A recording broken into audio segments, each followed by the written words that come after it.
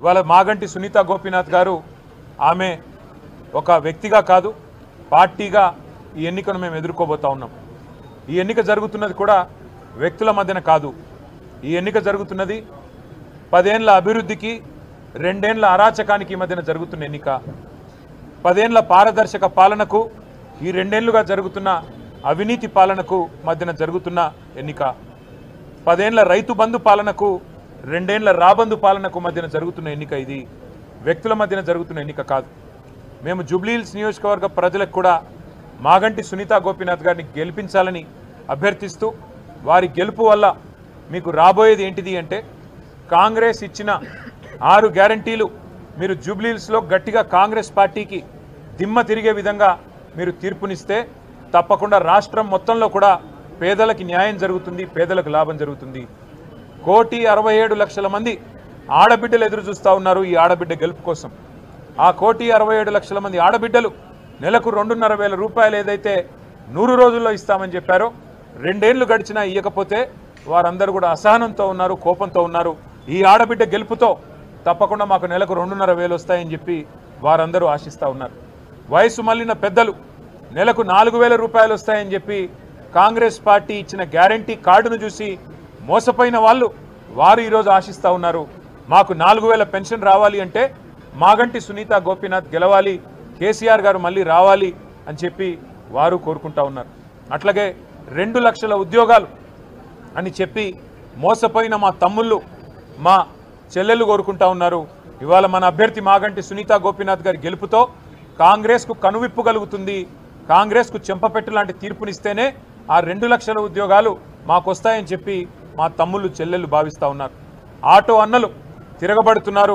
మాకు సంక్షేమ బోర్డు అన్నారు, నెలకు 1000 రూపాయలు అన్నారు, మా కడుపు మీద కొట్టారు ఈ కాంగ్రెస్ వాళ్ళని చెప్పి ఇవాళ ఆటో అన్నలు ప్రార్థిస్తున్నారు. మాగంటి సునీత గోపీనాథ్ గెలవాలి, కేసీఆర్ రావాలి, మళ్ళీ మా ఆటో కార్మికులకు మంచి రోజులు రావాలని వారు బాధపడతా ఉన్నారు.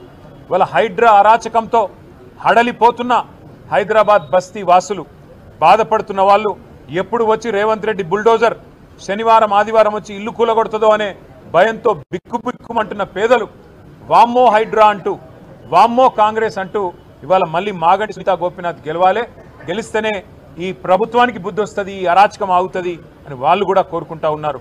అట్లాగే హైదరాబాదులో నిలిచిపోయిన కేసీఆర్ కిట్లు, మూతపడుతున్న బస్తీ దవాఖానాలు, ఆగుతున్న 20,000 లీటర్ల నీళ్లు ఫ్రీ వాటర్ ఆగిపోతూ ఉంది. ఇవాళ మళ్ళీ బిల్లులు వస్తూ ఉన్నాయి. ఇవన్నీ చూసిన తర్వాత హైదరాబాద్ నగర ప్రజలందరూ ఒకటే అనుకుంటా ఉన్నారు, ఈ 2 ఏళ్లలో ఒక్క ఇల్లు కట్టలేదు రేవంత్ రెడ్డి ప్రభుత్వం హైదరాబాద్లో. కేసీఆర్ ఇచ్చిన 1,00,000 డబుల్ బెడ్రూమ్ ఇల్లు కనబడుతున్నాయి. కేసీఆర్ ఇచ్చిన 1,00,000 పట్టాలు జీవో నంబర్ 58, 59 కింద పేదలకు ఇంకా గుర్తున్నాయి. కేసీఆర్ ఫ్రీగా ఏదైతే ప్రాపర్టీ ట్యాక్స్ లేకుండా 65 గజాల లోపు ఏదైతే మరి మినహాయింపు ఇచ్చారో అవన్నీ కూడా గుర్తున్నాయి. వాటి వల్ల తప్పకుండా మళ్ళీ కేసీఆర్ గారి అభ్యర్థులకి ఎట్లా అయితే 2023లో గెలిపించామో ఒక్క ఓటు కూడా, ఒక్క సీటు కూడా కాంగ్రెస్కి ఇవ్వకుండా మళ్ళీ అట్లే గెలిపిస్తామంటున్నారు.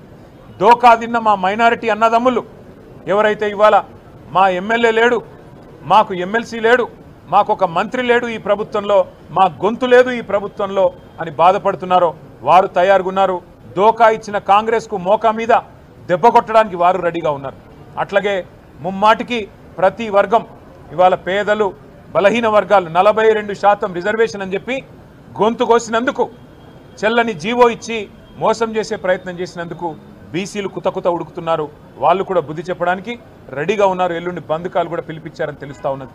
కాబట్టి ఇవాళ ప్రతి వర్గం, వీళ్ళు వాళ్ళని కాదు, దళిత బంధు అని మోసం చేసి అభయహస్తం అని చెప్పి 10 లక్షలు కాదు 12 లక్షలు ఇస్తామని చెప్పి మోసం చేసినందుకు దళితులు కుతకుత ఉడుకుతూ ఉన్నారు. ఈ రకంగా అన్ని వర్గాల నుంచి మద్దతు వెల్లువెత్తుతున్నది. మా అభ్యర్థి సునీత గోపీనాథ్ గారు మంచి మెజారిటీతో తప్పకుండా గెలుస్తారన్న విశ్వాసం మాకుంది. ఇది కేసీఆర్ గారు తిరిగి పునరాగమనానికి, తెలంగాణలో మళ్ళీ ఒకసారి ప్రభుత్వంలో రావడానికి, కేసీఆర్ గారు తిరిగి ముఖ్యమంత్రిగా పదవిని అధిష్ఠించడానికి ఇది మొదటి మెట్టు కాబోతున్నది. గులాబీ దండు జైత్రయాత్ర జూబ్లీహిల్స్ నుంచే తిరిగి ప్రారంభం కాబోతున్నది అని మేము బలంగా నమ్ముతున్నాం. తప్పకుండా ప్రజల దీవెనలు మా అభ్యర్థి సునీత గారికి ఉండాలని చెప్పి పార్టీ సమిష్టిగా వారి గెలుపు కోసం పనిచేస్తుందని చెప్పి కూడా, అట్లాగే మీడియా మిత్రులకు కూడా దయచేసి మీ ఆశీర్వాదం కూడా మా అభ్యర్థికి ఉండాలని చెప్పి కూడా అభ్యర్థిస్తూ, మరి వారి గెలుపు కోసం శ్రమిస్తున్న ప్రతి ఒక్కరికి కూడా పేరు పేరున ధన్యవాదాలు తెలియజేస్తూ జూబ్లీహిల్స్ నవంబర్ 11 నాడు కారు గుర్తు మీద ఓటు వేసి మాగంటి సునీత గోపీనాథ్ గారిని గెలిపించాలని మళ్ళీ ఒకసారి కోరుతూ మీ అందరికీ నమస్కారం. ఇప్పుడు మేము నామినేషన్ బయలుదేరుతా ఉన్నాం. వచ్చిన తర్వాత మిగతా విషయాలన్నీ మాట్లాడుకుందాం. Thank you. జై తెలంగాణ.